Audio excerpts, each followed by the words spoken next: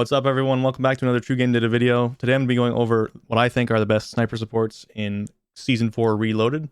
We'll go through all the different stats that I think are important for sniper support weapons and all my logic behind why I pick what I pick and why I think what the best is the best. And it's pretty important right now because we're in a little bit of a sniper meta. It's not fully sniper meta because we still have some really accurate guns like the Krig.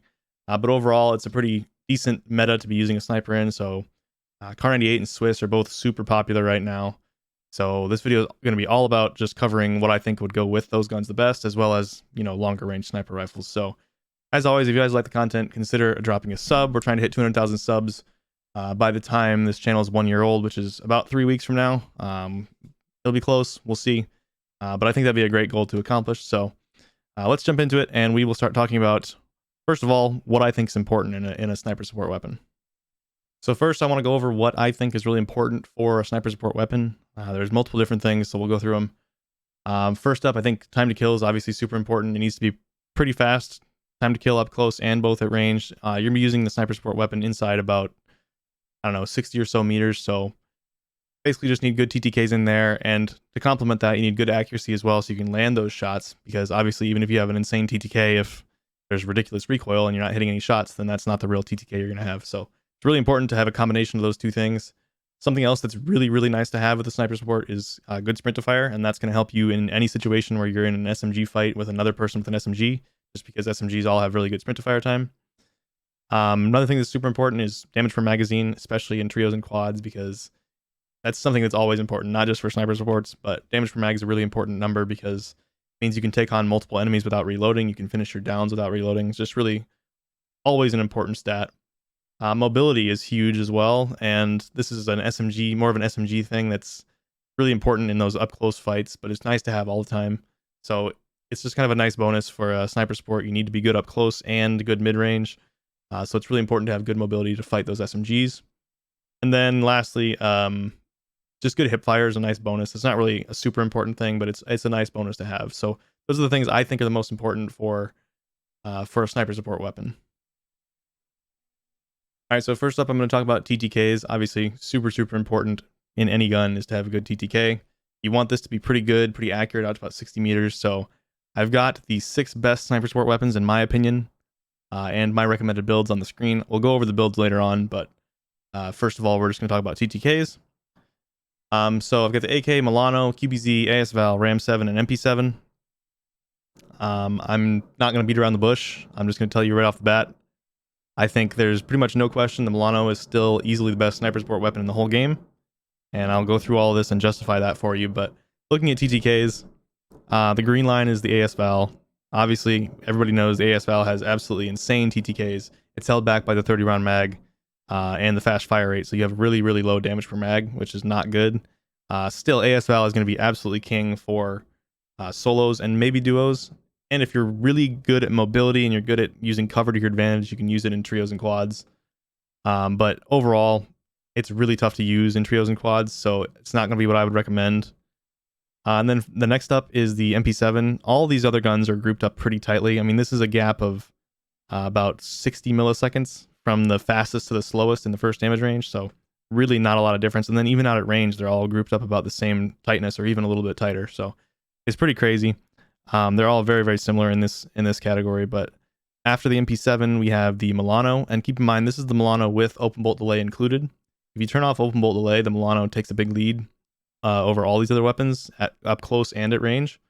In some cases, open bolt delay is not really that important, so I like to include it just to get worst case scenarios. But Exclusive Ace did a video talking about this, and he doesn't think it's important all the time, and I agree, it's not important a lot of the time. So that's why we put a toggle on here so you can do either one.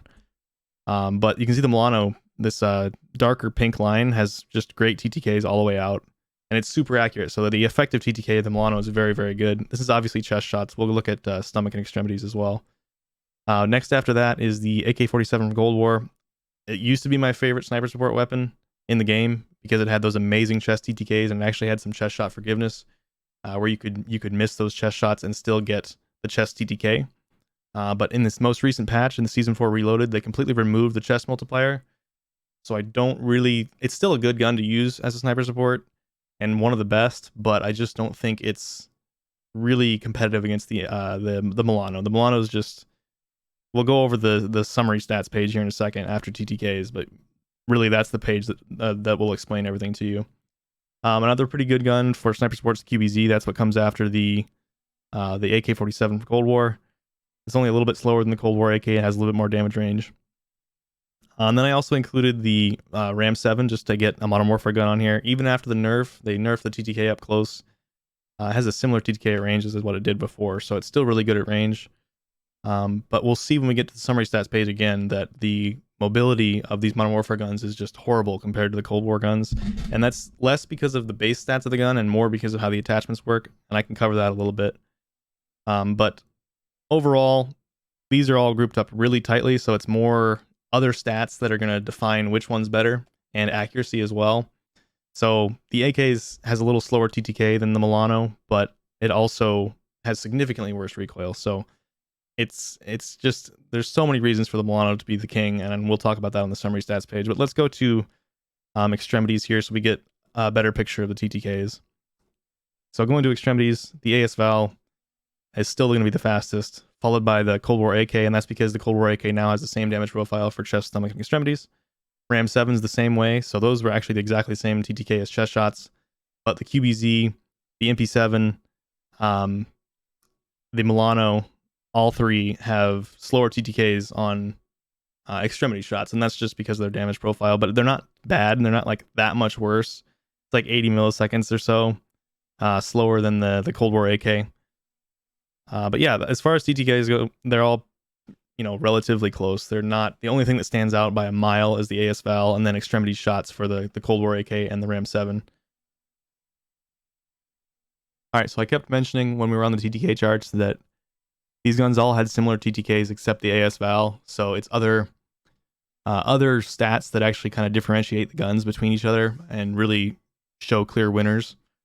So first thing we're going to talk about is fire rate. Fire rate, usually it's better to have a higher fire rate. The faster the fire rate, the more you're flinching your enemy, and also the gaps between vertical recoil or horizontal recoil in between each bullet, because the RPM is faster, those are much smaller and much quicker, so it basically tends to kind of reduce the visual recoil the faster the gun fires. It's kind of like the MAC-10. The MAC-10 shoots at like 1150 RPM, and it feels like it has no visual recoil because of that, because it just kind of bounces around right in the same spot super fast. So overall, usually faster fire rate's better. Slower fire rate does mean higher damage per mag, so that is one benefit of having a slower fire rate. So that's the one area the Milano doesn't excel in, is it has a really low fire rate. It's close to the AK-47. It's only about 25 rounds per minute slower than the AK-47, so not really a big difference there. But these other guns do have quite a bit faster fire rates. But the Milano has so many other things going for it, I think that's okay. So looking at ADS times, they're all relatively similar. I mean, the Milano shows 264, but the scaling equation, to be completely honest, that the website uses is not perfectly accurate for SMGs. It tends to estimate a little bit high, so I think this is probably actually a little bit faster than the AK-47, despite what the website says. That's something I need to look into more, but I just haven't had a chance to. It's pretty accurate most of the time, but for SMGs specifically, it does tend to estimate a little bit high, especially if you stack attachments that slow it down. But it's very good for ARs. And then sprint to fire times. Sprint to fire, I've harped on this a million times. Sprint to fire is super, super important. I hate dying to sprint to fire when I literally just can't shoot fast enough when I see a person in front of me. Having fast sprint to fire is super important. So even with the Raider stock on the Cold War AK and the regular suppressor, which both reduce sprint to fire time, your sprint to fire times are still dramatically slower than just a stock SMG. Same with the QBZ. QBZ is a lot slower than a stock SMG. AS Val has, my build has the 5mm laser and stability grip tape, which are the only two attachments that can reduce your sprint to fire time. And it's still a lot slower than just a stock SMG. The Milano has the default SMG sprint to fire times, and it's still 70 milliseconds faster than the AS Val, even with both sprint to fire. Ram 7 has 5mm on it, I believe, for my build, and stippled. So again, even with that, it's still going to be slower than the MP7 and the Milano, just because they have that good the good SMG sprint to fire time. So the next thing is mobility. So movement speed, ADS movement speed. These are both super, super important stats, not just for sniper support, but for SMGs and just, getting around the map. Very, very important. And one thing you'll see here is the AS-Val and the RAM-7 and the MP7. These are all Modern Warfare guns. The movement speeds are all dramatically slower than their Cold War counterparts on this list. So the Cold War guns are all over 5 meters per second. The Milano is the fastest at 5.25. And the AS-Val and RAM and MP7 are all down at like 4.6 meters per second. So that's like 10% slower. That's quite a bit slower. You will feel this when you use these guns compared to the Milano or the QBZ. Dramatically different, and it's not a good feeling. Something else that's important that we've learned is really important because of like the Raider stock with the FFAR is the ADS movement speed. So the Raider stock on the FFAR back before everything got nerfed, right when Cold War was integrated, that became the meta just because the Raider stock made you move so fast while you're ADS firing. So again, Modern Warfare guns, it's not so much because of the base stats. It's a little bit, the base stats are a little bit worse on Modern Warfare guns, but the attachments really hurt these stats a lot more so than the Cold War attachments do. So like the Commando foregrip has dramatic effect on ADS movement speed and movement speed. And that's a really important Modern Warfare attachment. So that's why it's really hard to recommend any of these Modern Warfare guns, just because the movement speeds and the mobility stats are so much better on the Cold War guns, and that's super important for Warzone. And I mentioned early on that the hipfire is just a nice to have. It's not something that's super important, but I love to hipfire, and I actually use it all the time with the Milano.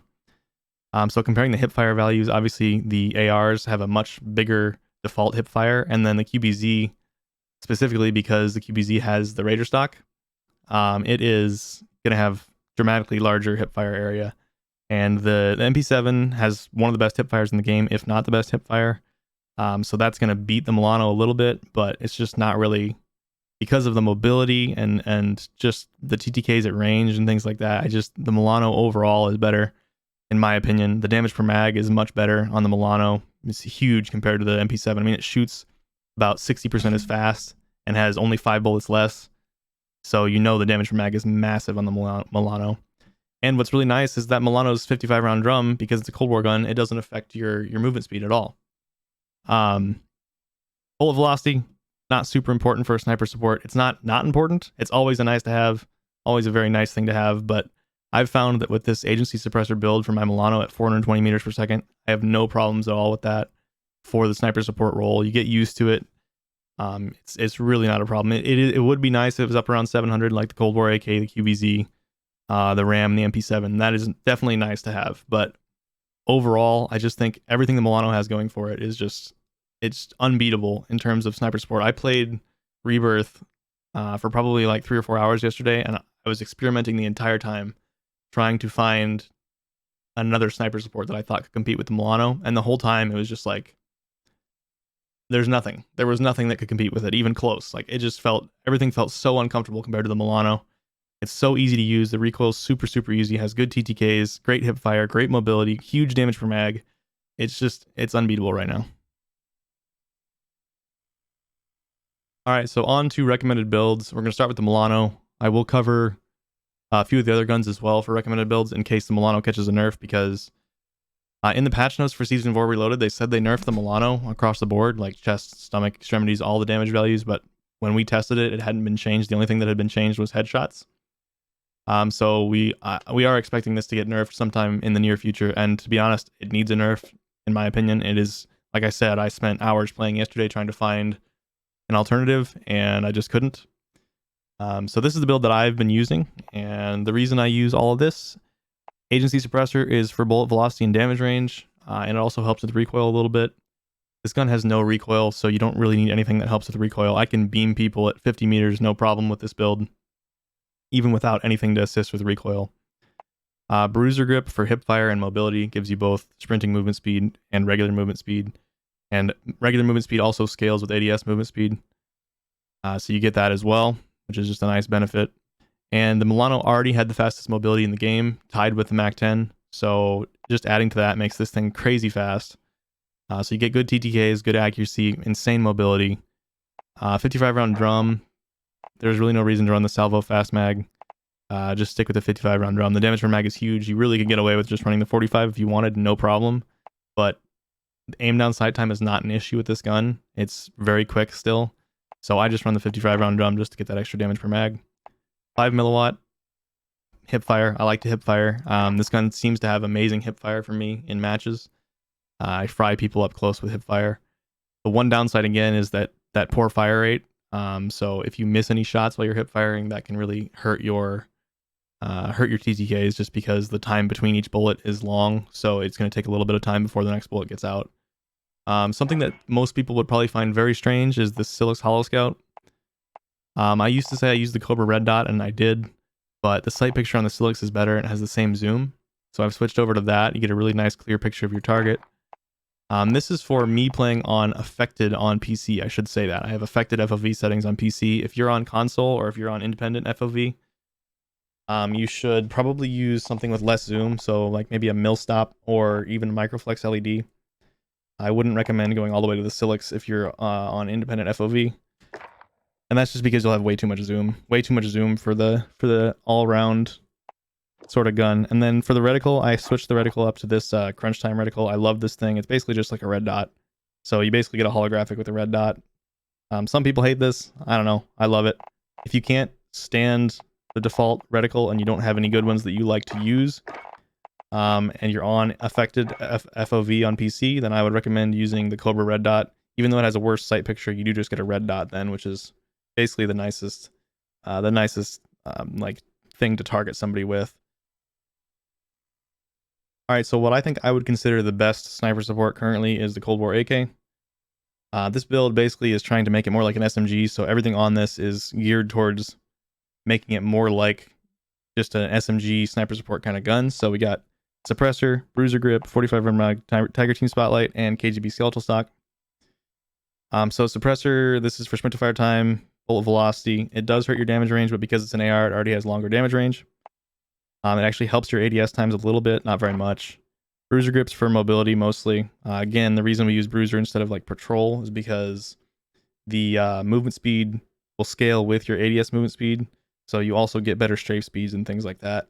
Tiger Team Spotlight again is for mobility reasons. We're trying to make this thing fast, just like an SMG. So that's why we put that on there. It helps with ADS movement speed and regular movement speed. And then 45 round mag. You don't really want to put the 60 round mag on there just because the damage per mag is already high enough, because the gun hits pretty hard that you can use the 45, and 60 is going to slow your ADS time down way too much, especially for a sniper support that you need to use up close. So the last attachment is the KGB skeletal stock. I think this is super, super important. First of all, it gives you those strafe speeds, ADS movement speeds, and shooting movement speeds, which are super important. It kills your hip fire, so this is one of those things that it's not vital for a sniper support to have great hip fire, but I love that I can build the Milano to have good hip fire, just as a nice bonus for any sort of really up close fights. So this is one, for me personally, a big downside. Probably wouldn't be a big deal to a lot of people, but I hate that the hip fire is ruined with this KGB skeletal stock, but there's really no other option. We really need the sprint to fire bonus. And if we're going full ADS build, then it's great to have these ADS firing movement speed and the ADS movement speed. So that's pretty much the build for the Cold War AK. It's very good, and this will be my recommendation as soon as the Milano catches that nerf. I think it's going to be in a really good spot. We'll go talk about a couple other guns as well. All right, so last up, MP7 makes a really good sniper support. It's just the mobility that kills it pretty much compared to the Cold War guns. So that's why currently I don't really recommend it over the Cold War guns, but it's not a terrible option. And if you like it and if it works really well for you, then by all means use it. That's something that I try to convey in these videos, is the guns are all decently well balanced at this point. My recommendations are just my opinion. I obviously know a lot about the game because I've spent a year making the website, but if you have something that works well for you, like I have a friend, Jings, there you go, Jings, got your call out. He used the Mac 10, even though the Mac 10 has really low damage per mag and TTKs are not quite as good as a lot of the other SMGs. He still uses the Mac 10 and he fries with it. He loves it. It feels great to him. He can't find anything else that feels correct to him. So I just told him, I was like, if it feels good to you, just use it. And that's the same for all of you watching too. If you have something that works for you, just use it. The guns are all reasonably well balanced right now. So it's a lot about feel, not just the numbers. And I'm the numbers guy saying that. So it's important to know the numbers, but you don't have to always 100% go with the thing that has the best TTK or the thing that looks the best on paper, because sometimes things will just be better for you. So now that I'm done ranting about that, explaining this build, monolithic suppressors for damage range, bullet velocity. Strike barrel, I get asked a lot why I don't use the recon barrel, and it's because of the hidden stat where any barrel on a Modern Warfare gun that helps with recoil, that has plus recoil control, hurts your hipfire by a lot. So recon barrel is going to both slow your movement speed down, slow your ADS times down a ton, and kill your hipfire. And I love hipfire, like I keep saying. So I use the strike barrel. It gives me that damage range, bullet velocity, and doesn't hurt the ADS times nearly as much. Commando foregrip makes this thing an absolute laser. Takes away all of the visual bounce, horizontal bounce of the gun, so it's just an absolute laser beam. It does kill your mobility, so one way you could get this closer to a Cold War gun would be to swap this out for something else. But for a sniper support, when you need to be semi-effective out to like 50, 60 meters, I feel like Commando is very important on the MP7, so that's why I recommend it. 60 round mag, if you're playing quads, definitely 60. If you're playing trios, you might be able to get away with 50, and it really will help your movement speed to go down to 50. But the gun shoots so fast that you really do want 60 bullets if you can manage to deal with that slower mobility. 5 milliwatt laser gives you amazing sprint to fire time and amazing hip fire. MP7, like I said earlier, has some of the best hip fire in the game. So that combined with not using the barrel that kills your hip fire means that this thing is going to be awesome at hip fire up close. It's one of my favorite ways to use the gun is just hip firing people up close. So MP7 is a good choice. I don't think it's the best. I still think the Milano is quite a bit better than everything else out there right now.